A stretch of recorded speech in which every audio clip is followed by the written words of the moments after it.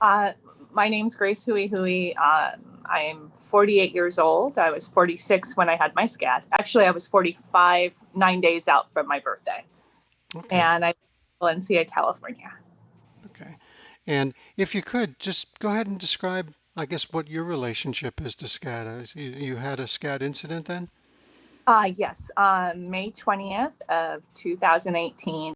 My episode started the day before. My son had a show choir event, and I was there, and I'm a volunteer, so I was running around. My head was pounding, and it was like a headache I had never had before. Um, and we couldn't get rid of it. I was taking anything and everything I could. A lady there was like essential oils, so she cleared the lobby by the smell of lavender because she had put so much on me. And I went home and told my son, I'm not feeling well. I'm just going to go to bed. And the whole next day, I was in and out of bed, mostly in. Um, I felt very foggy, very lethargic. I hurt, but it was a whole body hurt. And then his dad came and picked him up about 4 o'clock, and they were going to the movies and to dinner. And they invited me. I said, no, I'm not feeling right. I don't know what's wrong. And I went back upstairs and I went to lay down, and my whole body just shifted. And it was just off. And I'm like, something's not right. Something's not right. My arms started to hurt. And I don't know if you're old enough to know, but Tiger Balm back in the 80s, they didn't regulate the heat on it. And suddenly it felt like somebody took a gallon of that old Tiger Balm, put it on my chest, and just started rubbing it out. It's just massive heat. And I wasn't clear headed at all. And I'm going, oh my God, am I having a stroke? What's going on? I'll just lay back down. And I laid down, and something in my head was, nope, don't do that. You won't make it past the next 30 minutes if you do. And I walked downstairs where thankfully my sister and her son were.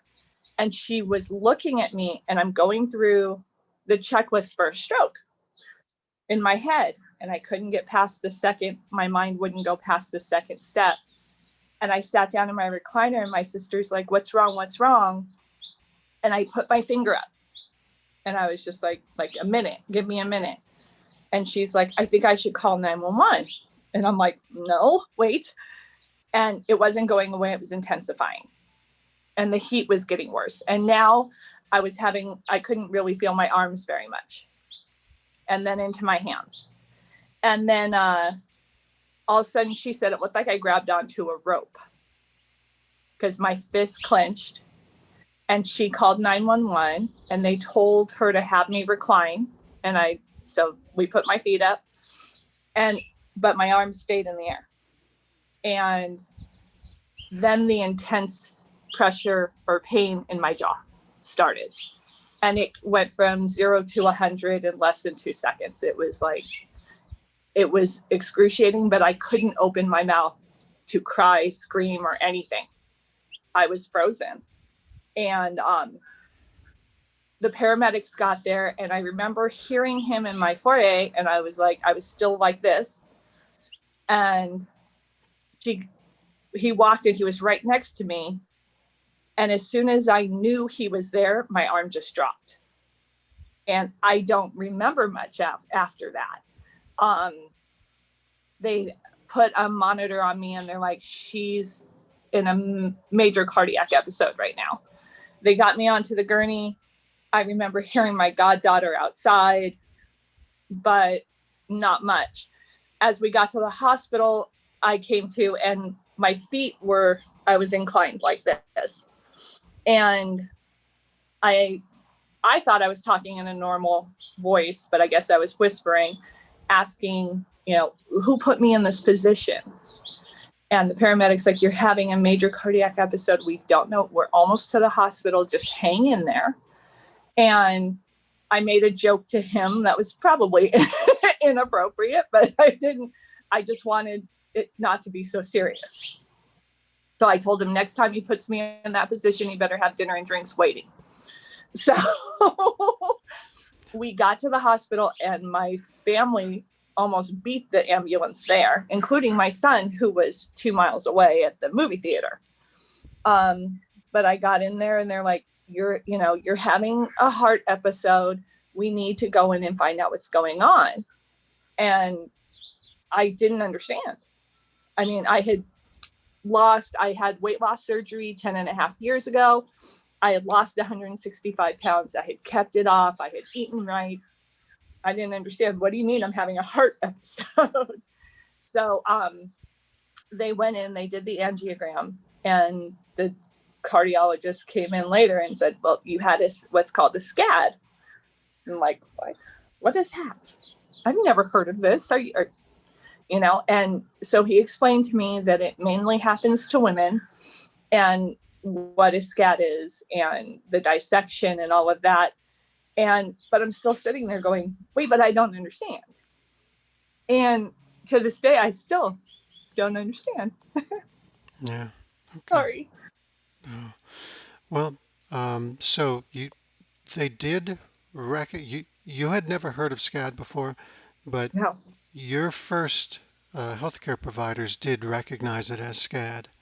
Yes. Yeah. Okay. I was at Henry Mayo here in Santa Clarita, and he came in and he's like, you had a SCAD. We removed a clot that was blocking that most likely set this episode off. And so we were trying to figure out why I would have it. And he said, did you start any new medications? Did you, you're healthy, you're this, you're that, you exercise, And I said, the only thing that I had started was my hormone levels were low. I'm getting older.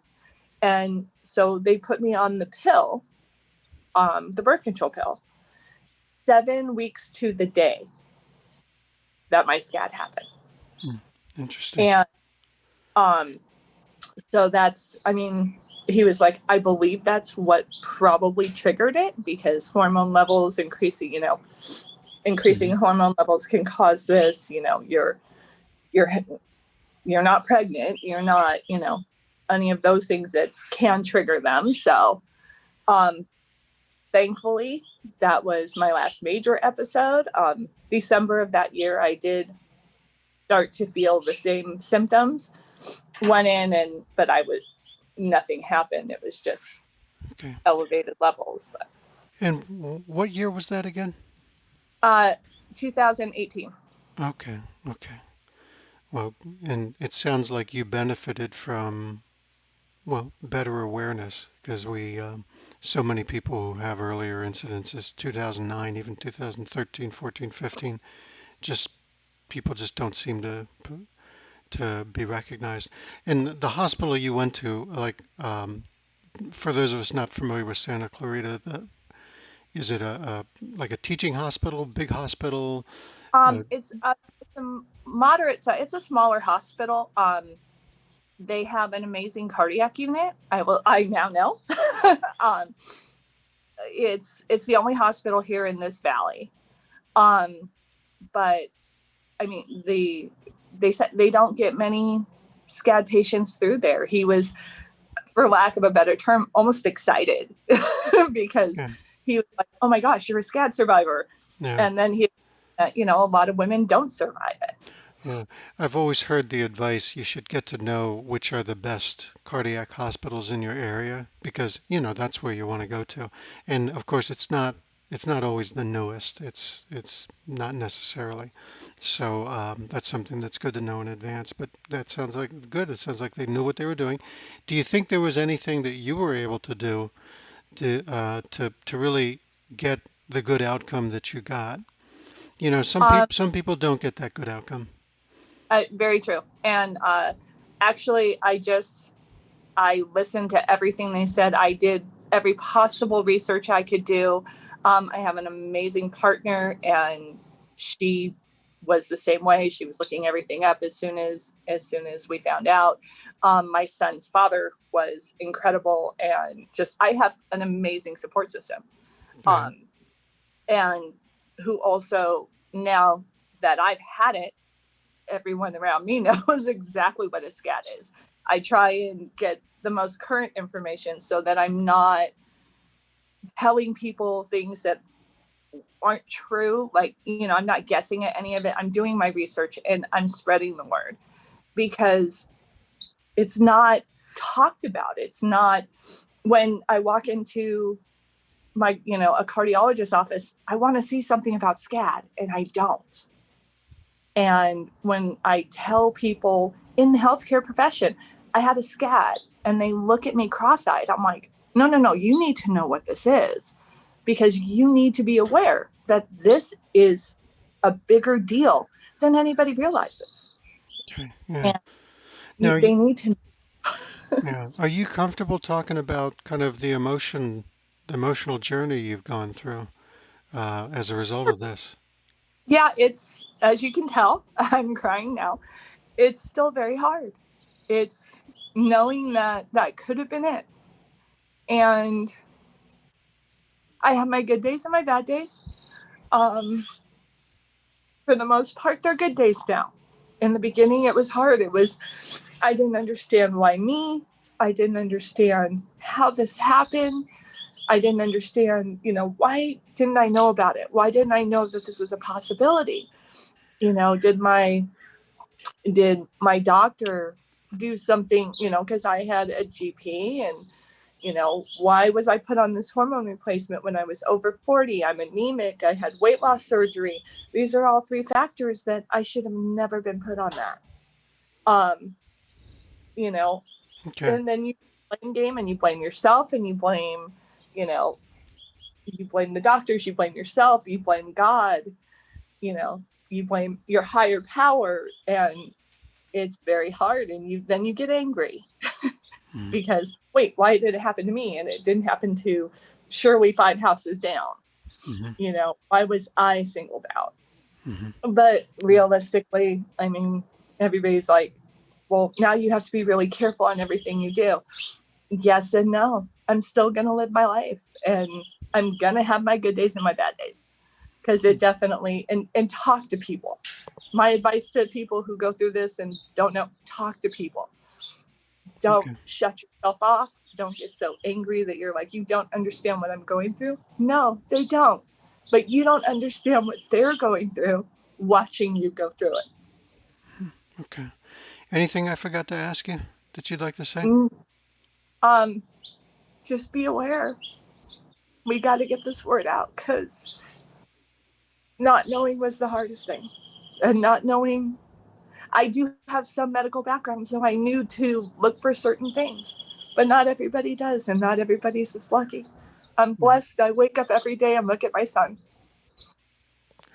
Okay, great. Thank you so much. Thank you, Grace. Thanks for joining us. Thank you. Take care. Okay. Bye-bye.